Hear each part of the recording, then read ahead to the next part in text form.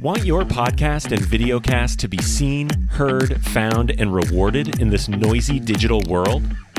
Then join podcast industry experts Tom Hazzard and Tracy Hazzard as they debunk all that outdated and bad advice you've been getting from the podcasting gurus and share what actually works today, bringing you those smart cut tactics proven to feed thousands of brands, blogs, videos, podcasts, and social channels with bingeable original voices like yours. Get ready to feed your brand.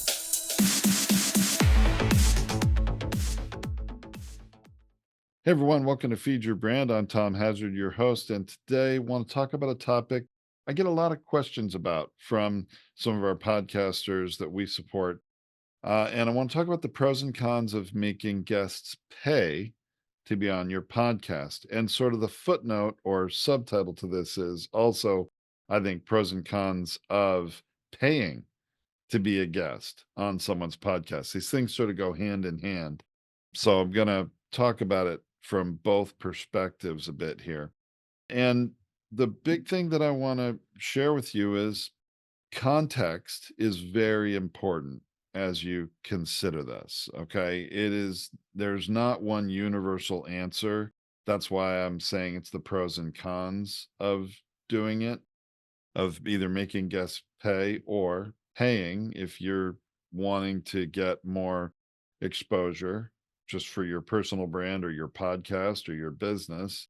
Paying to be on someone else's show, is it worth doing? And so, like I said, context is very important. I do think there is, in the independent podcaster community, which are the vast majority of podcasts out there, if somebody that, asks you to pay to be a guest on the show, if you as a podcaster are considering asking guests to pay a fee to be on your show, it can feel kind of scammy, or I don't know how this word's going to translate, but icky. It can sort of set the wrong kind of tone or send the wrong message. But depending on the context of the situation, I see it happening a lot. And in some situations, it does make sense. Let me first share, though, where I think it doesn't make sense. If you're a brand new podcaster, you're launching a brand new show, I don't think it makes sense for you to require guests to pay to be on your show. You're going to drastically reduce the pool of guests that are willing to be on your show. And it's going to send a message that you're only in it for the money and that maybe there's not a good reason why they should do that. And what kind of value are you really providing or intending to provide to your audience?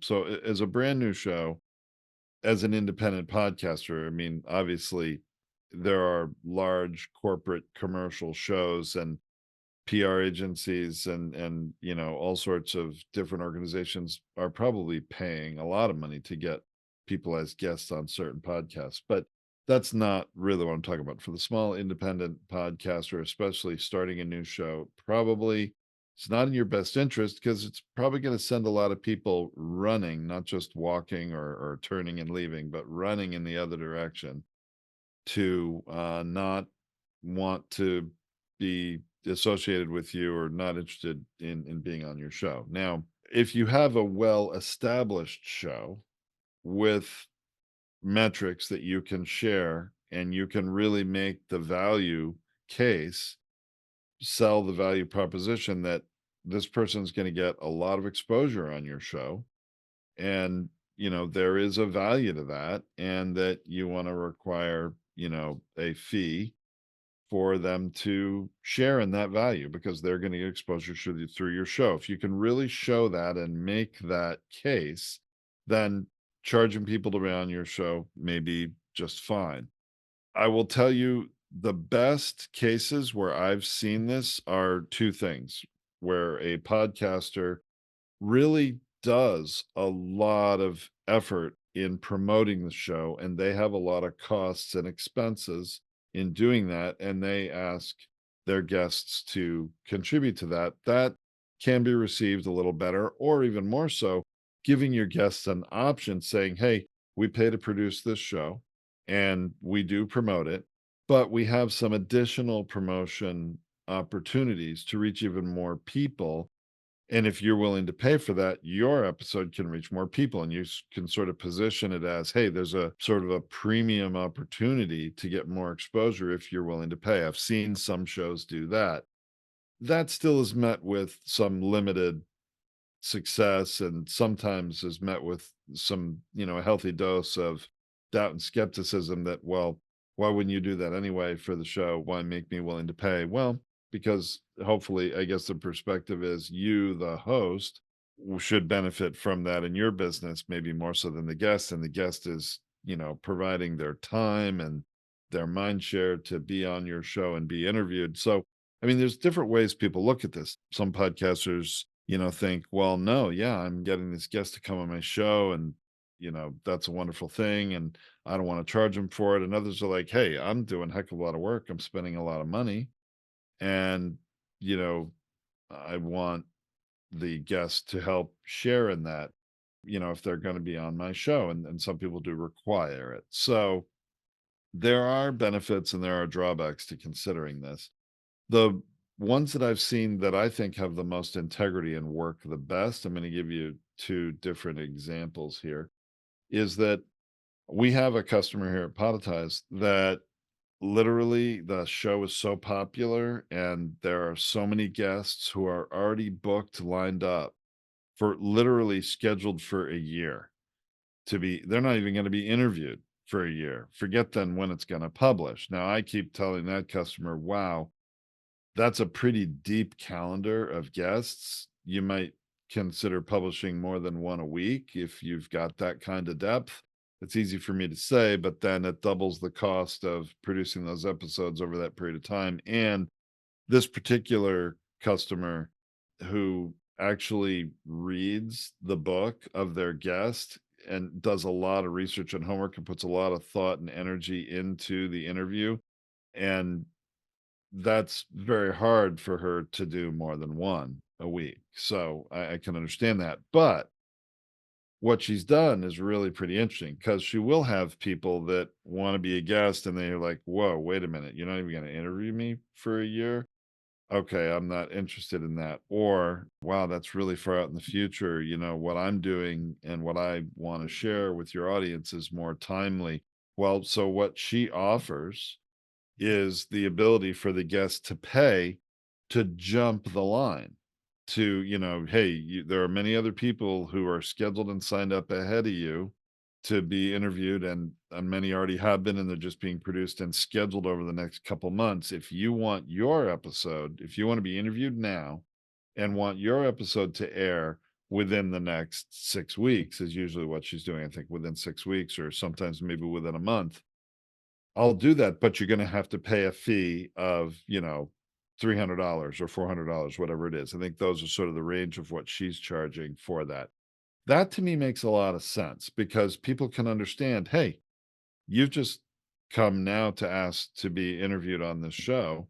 Very happy to do it, but you're gonna have to get in line behind all those people.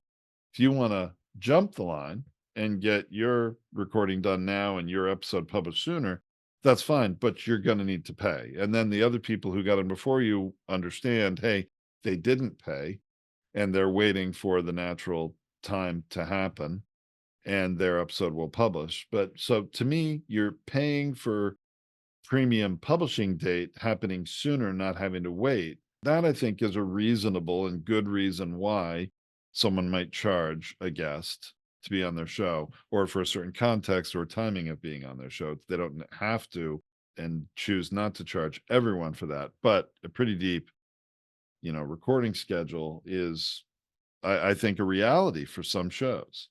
And then there are some that are actually spending money to market their shows.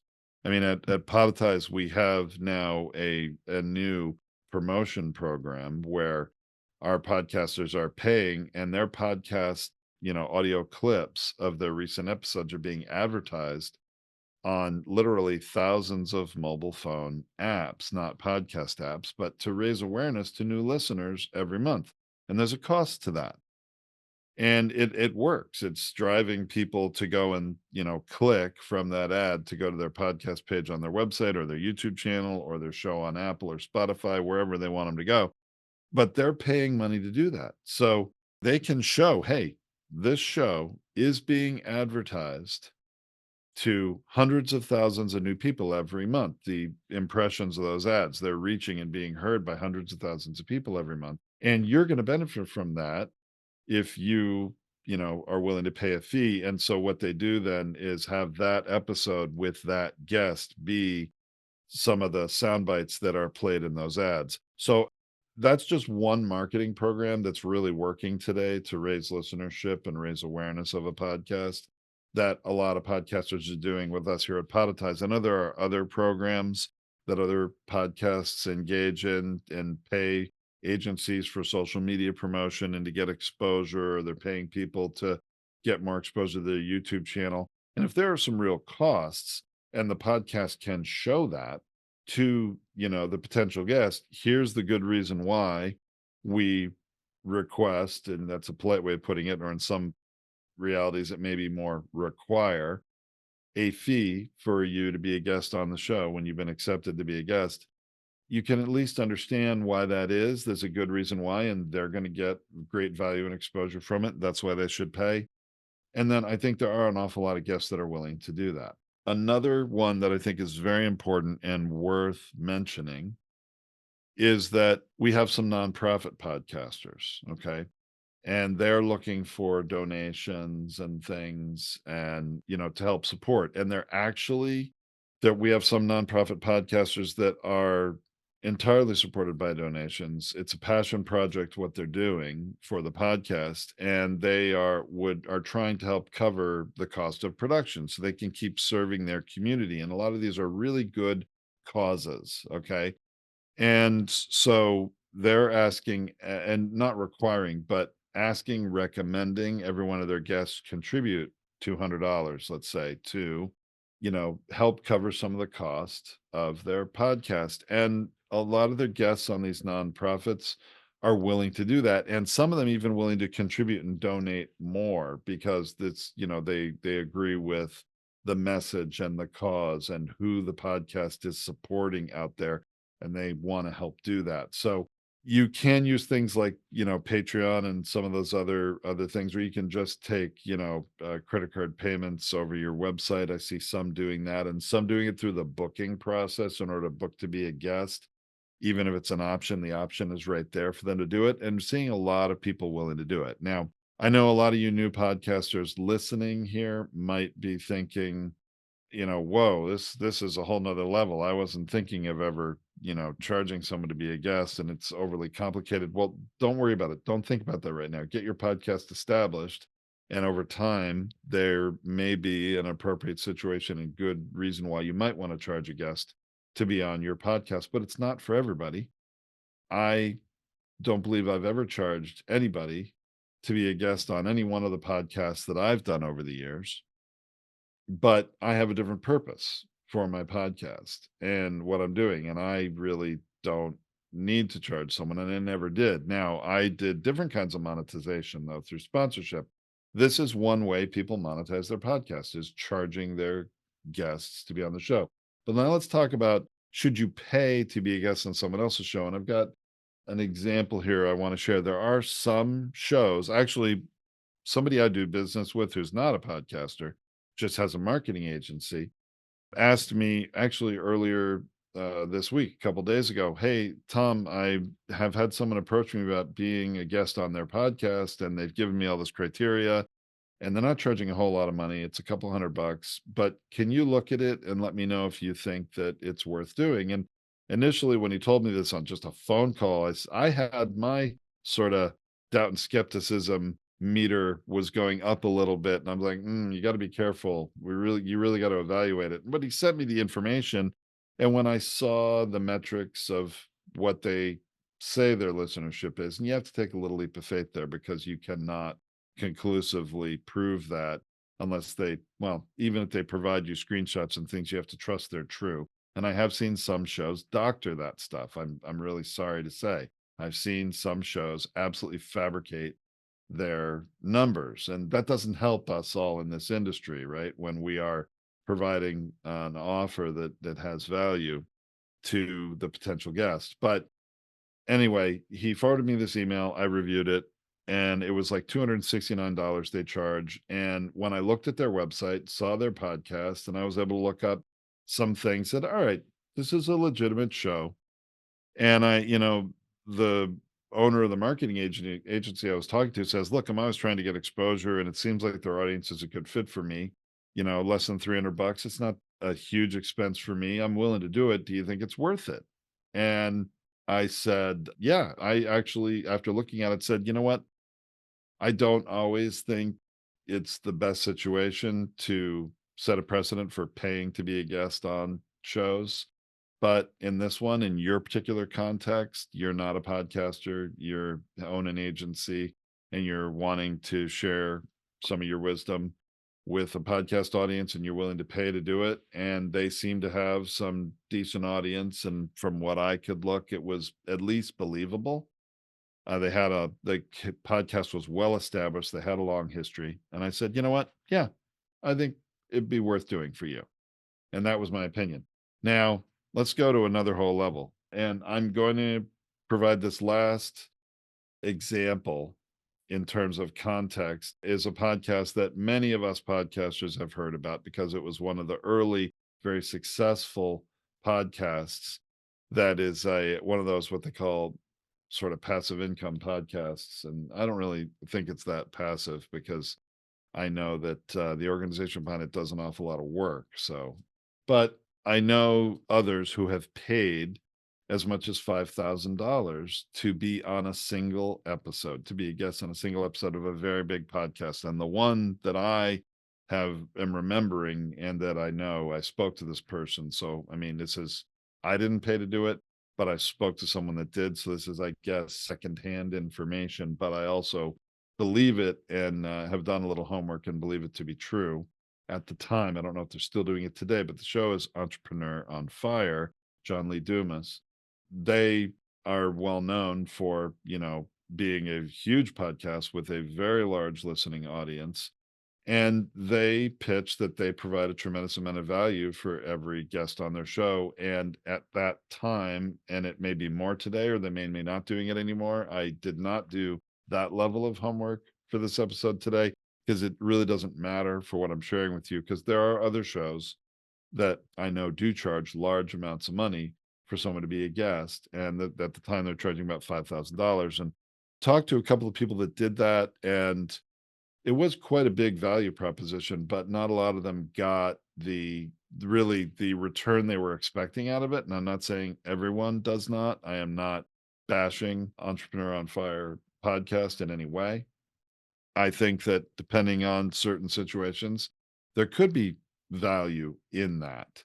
But that's a very different proposition. And I'm not really a fan of, paying huge amounts of money like that. That's an awful lot of money. It's kind of like in the podcast world, it's almost the equivalent of putting a huge amount of your budget in an ad on the Super Bowl, right? And hoping that's going to make or break, or not break, but hopefully make your, year of advertising. It's a really big bet. And if you do something like that, just make sure you understand what you're getting into and the full context, and make sure you really, that's within your budget to afford. And how are you going to measure success? I think is the biggest thing that I would, you know, recommend for anyone, whether you are, charging someone to be a guest on your show. I think you need to think about what's the value proposition? What are they getting in return for that payment? And can you make that case and deliver that value? And if you can, then great.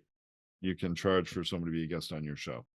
But when you're paying to be on someone's show, I think, you have to do your due diligence and make sure it's worth it to you. Either you're doing it as a donation and it's a goodwill thing because you want to support the podcast and you're going to get some value of exposure from it that's going to last for, as long as the show hopefully is in existence. Tracy and I still get emails, calls, people reaching out to us from episodes of podcasts that we produced years ago. and even podcasts we're not, I mean, that we were our own shows, and even ones that we're not even recording any new episodes on anymore. Ones that, we've pod faded. But they're still out there because they're providing value to some people. So we still do get calls from them. Having and guests, having people on our show, but also being guests on other shows. Sorry, I'm sort of mixing the two there.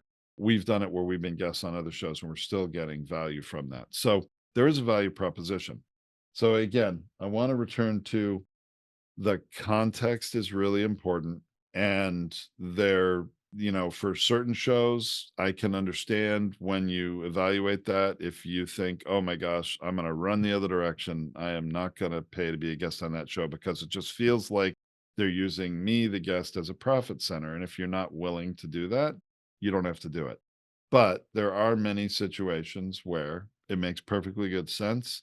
There's an equitable exchange, and you absolutely can provide good value for that fee you're charging or get good value for the fee that you're paying to be a guest on someone else's show. So that's really, think about that exchange of value. Is it equitable? Is it reasonable? Is it fair? Is it a win-win? And if it is for you, by all means do it. If it doesn't feel right to you, then don't do it. But and I would also say talk to others. If you're considering paying to be on someone's podcast, there's other people that must have paid to do that before. Ask that podcaster for some references of other people that have paid to do it. And they should be able to provide you some that you can contact. That's another thing. Again, what I'm saying is do your due diligence. And I'm not here to give you a checklist of due diligence items, but obviously any of us can do our homework. Any of us can do a little Googling about that show, can do a little Googling about that person, and you can learn an awful lot and see, hey, are they for real or are they not? And other people will do that to you as well. And that's okay, right? I mean, podcaster listeners want authenticity. I think all of us who are in the independent podcasting world for sure are trying to be real and authentic and bring real value to our listeners. And I think we can also bring real value to guests. And I love the pay to jump the line. I think that's legitimate and works for a lot of shows. Paying for exposure and promotion can work very well. And I love also the nonprofit, donations helping contribute to support the show. If someone's in there for the right reasons, they'll do it. And by the way, obviously, I've not talked at all about paying an agency to place you as a guest on other shows. That's an entirely different thing. That was not the subject of this podcast. And there is merit and value in that. That's something we've talked about, I believe, in some past episodes, and probably something we should revisit again, because we do see lots of people who are not podcasters using an agency to pay to get to be a guest on other podcasts for their own marketing purposes and value. And some podcasts won't accept you unless you are a podcast host. There's some shows that won't accept you as a guest unless you have your own podcast and might be willing to do a podcast swap in terms of an interview swap. But there are lots of shows that accept guests who are just people in business or authors with a new book. That's one of the most common things. But anyone who wants to market and grow either their personal or business brand, you can pay an agency to do that. And do think there's lots of value potentially in that with the right agency.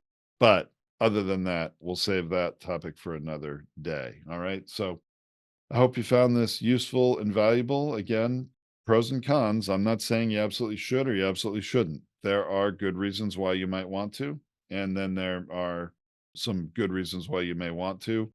Context is important. Evaluate it for yourself. You're going to have to make a judgment call at the end of the day as to whether it's a fit for you to do it, either to charge your guests or to pay to be a guest on someone else's show. And I leave it up to your good judgment to do that and evaluate for yourself. All right. Thanks so much, everybody. Next episode, Tracy will be back with me finally off of her jury duty stint, which is going to be exciting. And look forward to seeing you or speaking with you on the next episode of Feed Your Brand. Heard something useful today but didn't have a chance to write it down? No worries. Tom and Tracy have you covered. Head to podetize.com, where you can get free tips, resources, advanced masterclasses, and launch boot camps.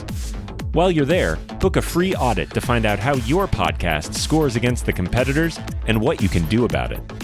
Last thing, don't forget to follow Podetize, Tracy Hazzard, and Tom Hazzard on social so you can ask questions during their next live stream.